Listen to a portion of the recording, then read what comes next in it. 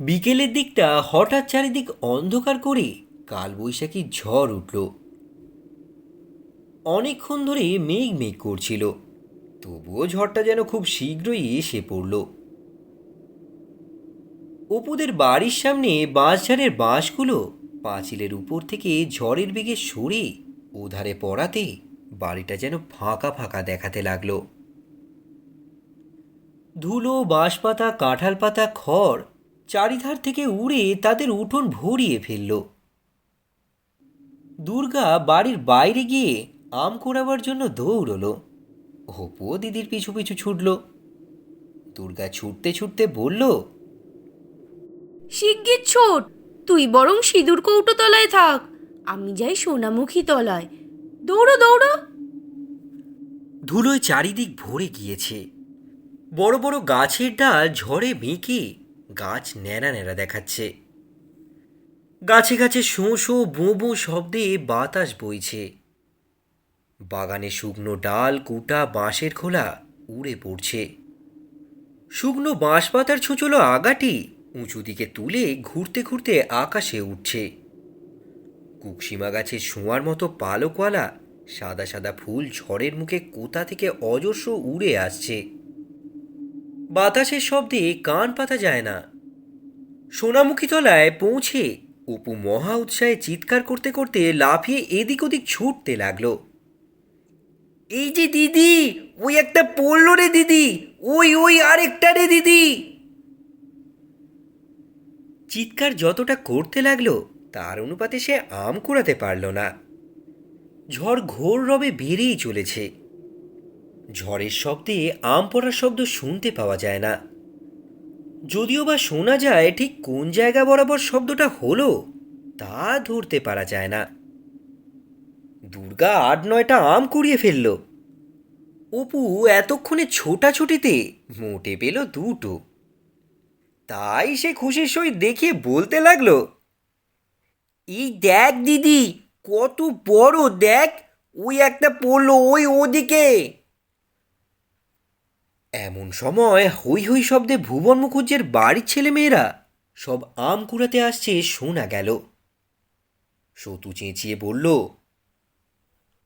ও ভাই, দুগ্গাদি আর অপু আম কুড়োচ্ছে। দল এসে সোনামুখী তলায় পৌঁছল। সতু বলল, আমাদের বাগানে কেন এসো আম কুড়াতে?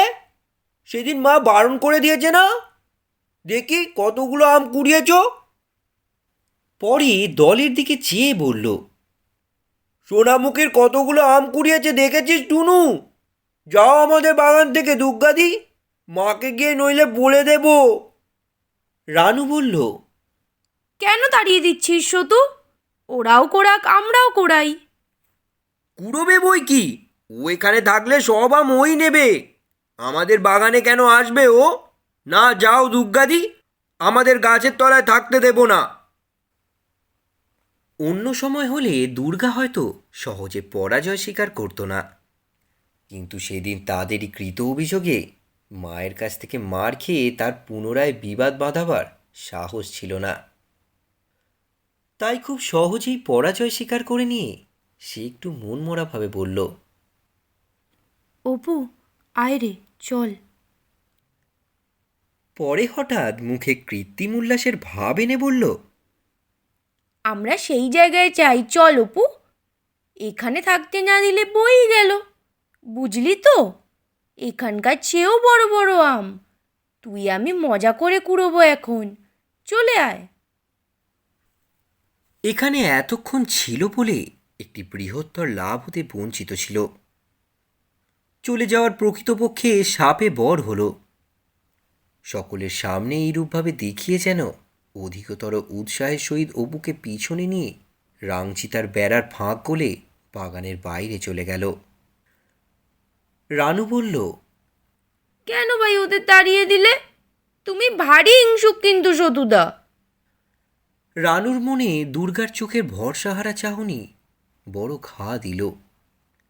অপু অত শত বোঝেনি। বেড়ার বাইরের পথে এসে বলল, কোন জায়গায় বড় বড় আম রে দিদি? পুটুদের সলতে খাগি তলায়? কোন তলায় দুর্গা তা ঠিক করেনি। একটু ভেবে বলল, চল, গড়ের পুকুরের ধারের বাগানে যাবি? ওদিকে সব বড় বড় গাছ আছে।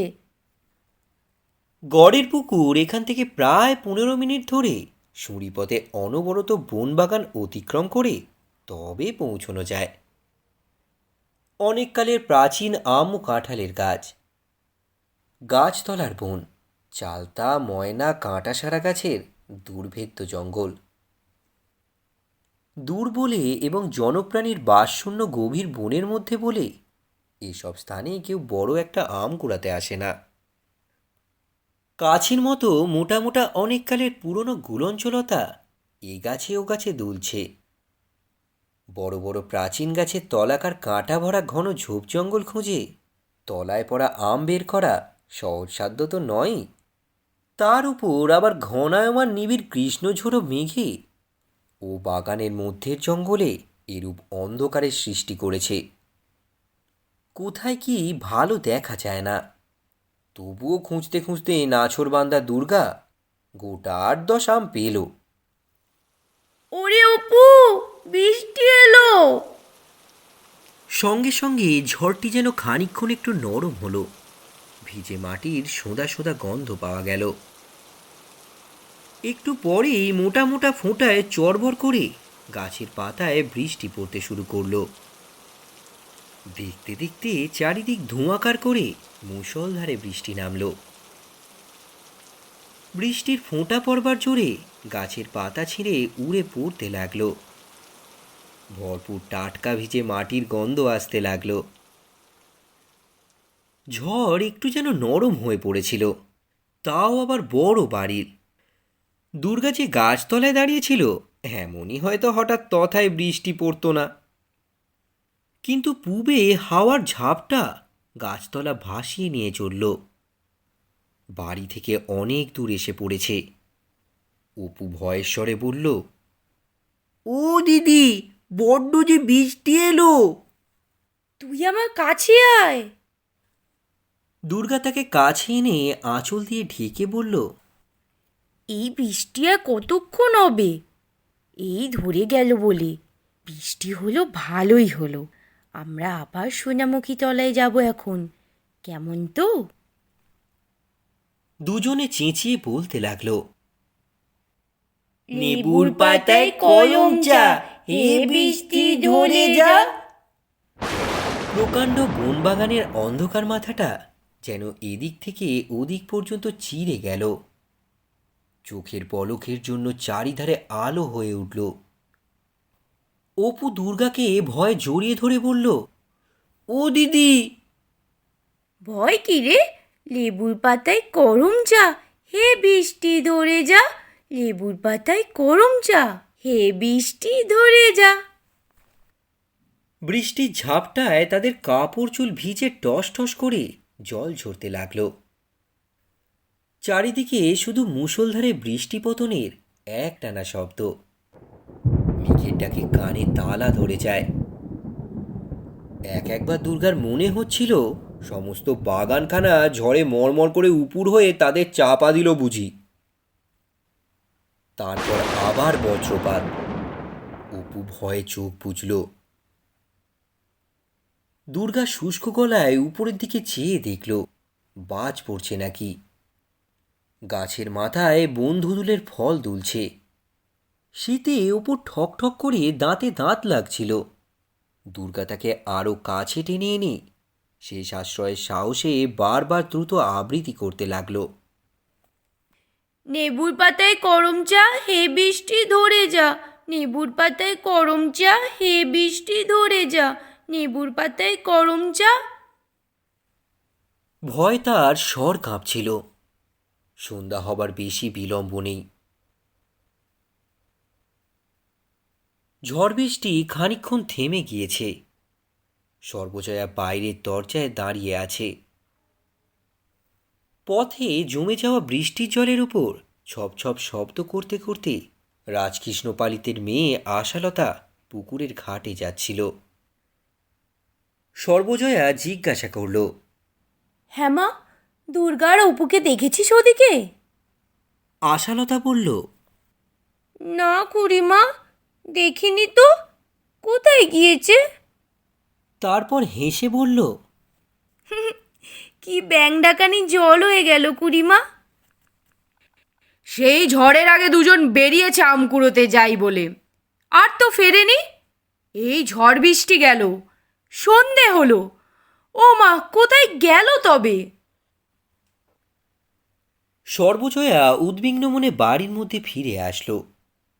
কি করবে ভাবছে এমন সময় খিড়কির দরজা ঠেলে আপাদমস্তক সিক্ত অবস্থায় দুর্গা আগে আগে একটা ঝুনো নারকেল হাতে ও পিছনে অপু একটা নারকেলের বাকলো টেনে নিয়ে বাড়ি ঢুকল। সর্বজয়া তাড়াতাড়ি ছেলেমেয়ের কাছে গিয়ে বলল, ও মা, আমার কি হবে? ভিজে যে সব একেবারে পান্তাবাত হয়েছিস। পরে আহ্লাদের সঙ্গে বলল, নারকেল কোথায় পেলি রে দুর্গা? কোথায় ছিলি বৃষ্টির সময়? অপু ও দুর্গা দুজনেই চাপা কণ্ঠে বলল, চুপ চুপ মা, সেজো জেঠিমা বাগানে যাচ্ছে, এই গেল। ওদের বাগানের বেড়ার ধারের দিকে যে নারকোল গাছটা ওর তলায় পড়েছিল, আমরাও বেরোচ্ছি, সেজো জেঠিমাও ঢুকলো। দুর্গা বলল, অপুকে তো ঠিক দেখেছে, আমাকেও বোধহয় দেখেছে।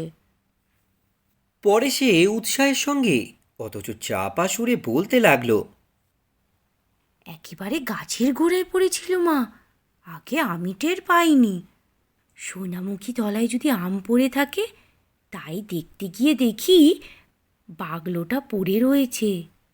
অপুকে বললাম, অপু বাগলোটা নে, মার ঝাঁটার কষ্ট ঝাঁটা হবে। তারপরেই দেখি হাতের নারকেলটার দিকে উজ্জ্বল মুখে চেয়ে বলল, বেশ বড় না মা? অপু খুশির সুরে হাত নেড়ে বলল, আমি অমনি বাগলোটা নিয়ে ছুটে চলে এলাম। সর্বজয়া বলল, বেশ বড় দোমালা নারকেলটা, ছেচতলায় রেখে দে, জল দিয়ে নেব। অপু অনুযোগের সুরে বলল, তুমি বলো মা, নারকেল নেই, নারকেল নেই, এই তো হলো নারকেল। এইবার কিন্তু বড়া করে দিতে হবে, আমি ছাড়বো না। বৃষ্টির জলে ছেলেমেয়ের মুখ বৃষ্টি ধোয়া জুঁই ফুলের মতো সুন্দর দেখাচ্ছিল। ঠান্ডায় তাদের ঠোঁট নীল হয়ে গিয়েছে, মাথার চুল ভিজে কানের সঙ্গে লেপ্টে লেগে গিয়েছে। সর্বজয়া বলল, আয় সব কাপড় ছাড়িয়ে দিই আগে, পায়ে জল দিয়ে রোয়াকে ওঠ সব। খানিক পরে সর্বজয়া কুয়োর জল তুলতে ভুবন মুখুজ্জের বাড়ি গেল। ভুবন মুখুজ্জের খিড়কি দোর পর্যন্ত যেতেই সে শুনল সেজ ঠাকুরন বাড়ির মধ্যে চিৎকার করে বাড়ি মাথায় করছেন। একটা মুঠো টাকা খরচ করে তবে বাগান নেওয়া, মাগনা তো নয়। তার কোনো কুটোটা যদি হাগরদের জন্য ঘরে ঢোকাবার জো আছে।